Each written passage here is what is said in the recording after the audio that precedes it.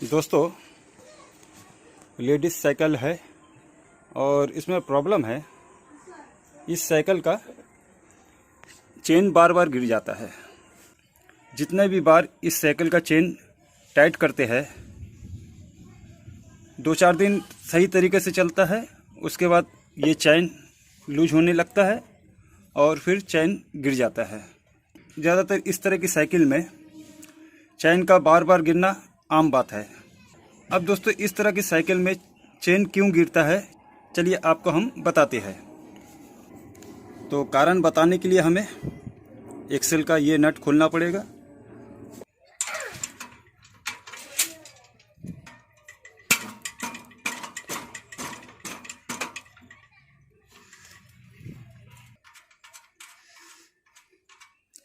नट खोल लिया हमने, स्टैंड को बाहर करेंगे और समस्या यहाँ देखिए। ये जो सिस्टम है, ये वाला, ये सही नहीं है।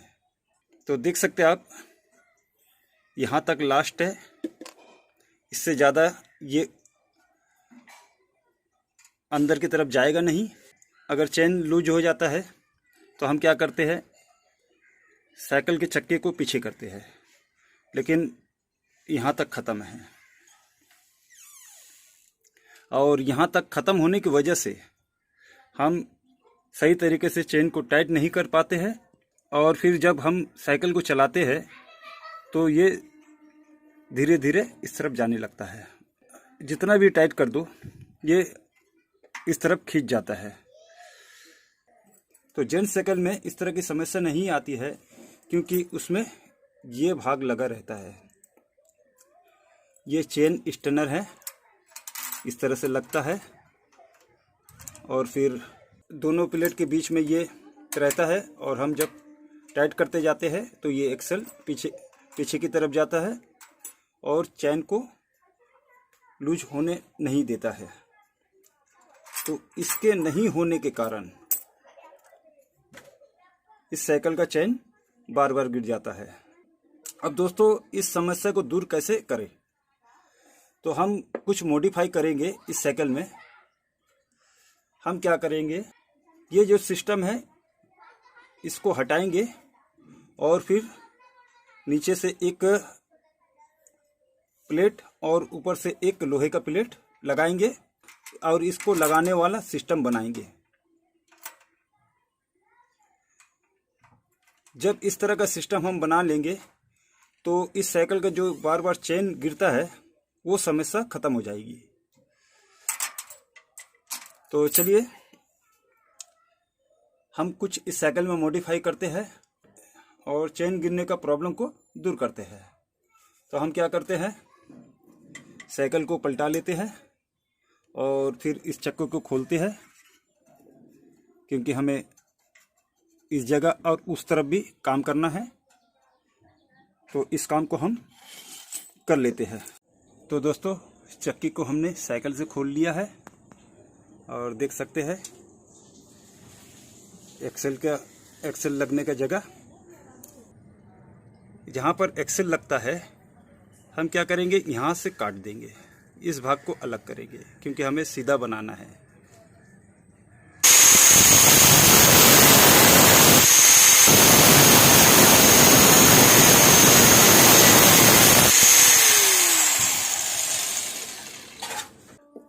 अब इसके बाद हम इस तरह का एक ग्रिल में लगने वाला प्लेट लेंगे और फिर इस प्लेट को हम इस जगह लगाएंगे।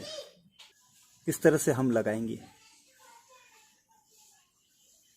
और इस तरह से लगा के हम यहाँ पर वेल्डिंग करेंगे।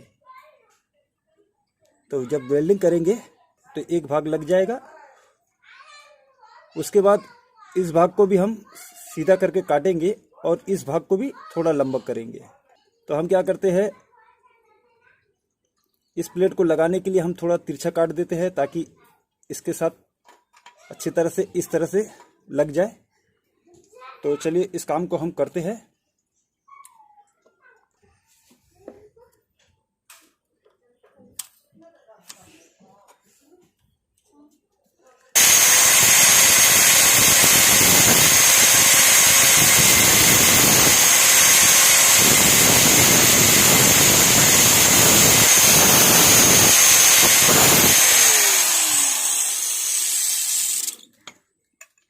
हमने काट दिया है। अब हम इस तरह से रख कर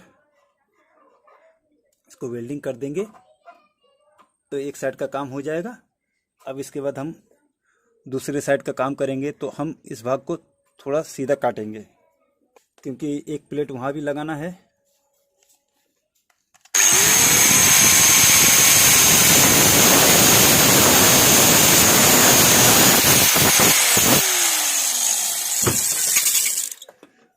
अब इसके बाद दोस्तों ये जो लोहे का पट्टी है ये कुछ ज़्यादा चौड़ा है और इधर से भी चौड़ा है। तो हम क्या करेंगे, थोड़ा सा कट करेंगे और इसको थोड़ा पतला कर देंगे। तो इस काम को हम कर लेते हैं और उसके बाद इस वीडियो में आते हैं। तो दोस्तों हमने इन दोनों भाग को यहाँ पर जो लगेगा इस जगह इसे काट लिया है। तो हमने दो भागों को काटा है क्योंकि एक इस तरफ लगेगा। तो अब इस तरह से हम लगाएंगे और फिर यहाँ पर हम वेल्डिंग करेंगे। एक नट बोल्ट इस तरह से लेंगे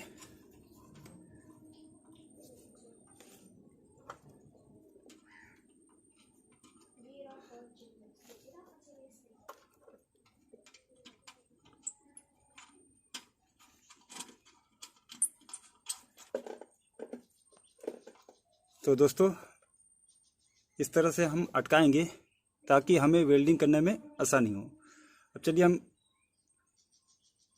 इस जगह वेल्डिंग करते हैं और इस प्लेट को फिक्स करते हैं।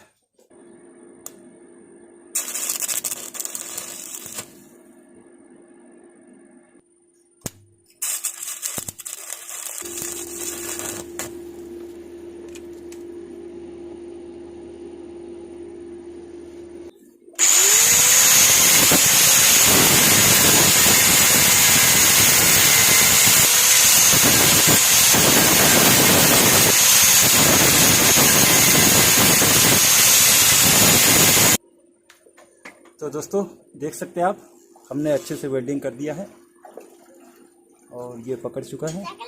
इस तरफ का वेल्डिंग हो जाने के बाद हम उसके तरफ भी वेल्डिंग कर देंगे। उसके बाद हम यहाँ टुकड़ा टुकड़ा लेके यहाँ तक जोड़ेंगे।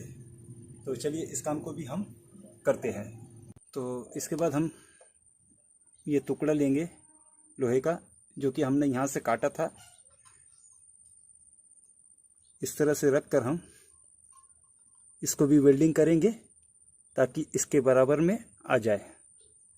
तो चलिए पहले वेल्डिंग करते हैं, उसके बाद हम इस टुकड़े को हम काटेंगे बराबर से।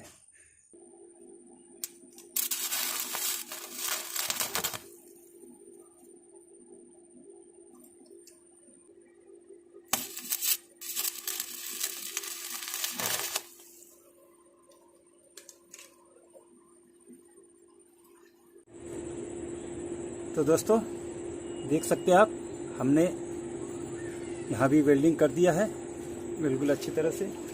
अब इसके बाद हम इसके पीछे वेल्डिंग करेंगे और इसको सीधे में काट के ये इस टुकड़े के बाहर करेंगे और थोड़ा बहुत यहाँ घसेंगे हम ताकि ये बराबर से इसके बाहर आ जाए। तो हमारा एक्सल का जो रड होता है इसी साइज का होता है। तो देख सकते हैं बिल्कुल अच्छी तरह से घुस चुका है और यहाँ पर थोड़ा अटक रहा है। तो हम यहाँ थोड़ा घसेंगे और इसको काट के इस भाग को अलग करेंगे। तो दोस्तों इस काम को हम कर लेते हैं और उधर का भी हम इस तरह से बना लेते हैं। उसके बाद हम इस चेन स्ट्रेनर को लगाएंगे। उसके बाद हम आपको दिखाएंगे कि मॉडिफाई करने के बाद हमारा रिजल्ट क्या है। तो दोस्तों देख सकते हैं आप, हमने वेल्डिंग करके इस तरह से सीधा बना दिया है और उस तरफ भी कर दिया है। अब दोस्तों हम क्या करेंगे, हम पीछे के चक्के को लगा देते हैं और इसको भी लगा देते हैं इस तरह से। उसके बाद नट बोल्ट कस के हम चक्के को फिट कर देते हैं, चैन लगा देते हैं और गाड़ी फिट करने के बाद हम देखेंगे हमने जो इस साइकिल में मॉडिफाई किया है वो सक्सेस हुआ है या नहीं। तो दोस्तों हमने चक्के को फिट कर दिया है, देख सकते हैं आप। और इस चेन स्टैंडर को भी लगा दिया है और इस बोल्ट को भी हमने टाइट कर दिया है। अब हम साइकिल को चला कर देखते हैं। तो देखिए,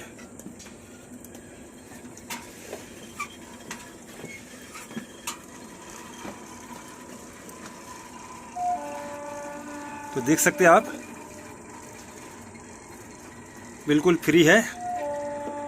अब इसके बाद ये चैन लूज नहीं होगा, क्योंकि हमने एक्सेल को खींचने वाला ये स्ट्रेनर को लगा दिया है जो खींच के रखता है। अगर मान लो चैन लूज भी होता है तो थोड़ा सा लूज करके हम इस बोल्ट को जितना टाइट देंगे ये टाइट होता जाएगा और चैन कस जाएगा। तो दोस्तों, हमारा इस साइकिल का मॉडिफाई करना सक्सेस हुआ है। अब इस साइकिल से चेन गिरने का प्रॉब्लम नहीं होगा और हम इस साइकिल को बड़ी आसानी से चला लेंगे। तो दोस्तों, अगर आपको ये वीडियो ज़रा भी अच्छा लगा तो मेरे चैनल को सब्सक्राइब कीजिएगा और बेल आइकन को ज़रूर से ज़रूर दबा दीजिएगा। वीडियो देखने के लिए धन्यवाद दोस्तों।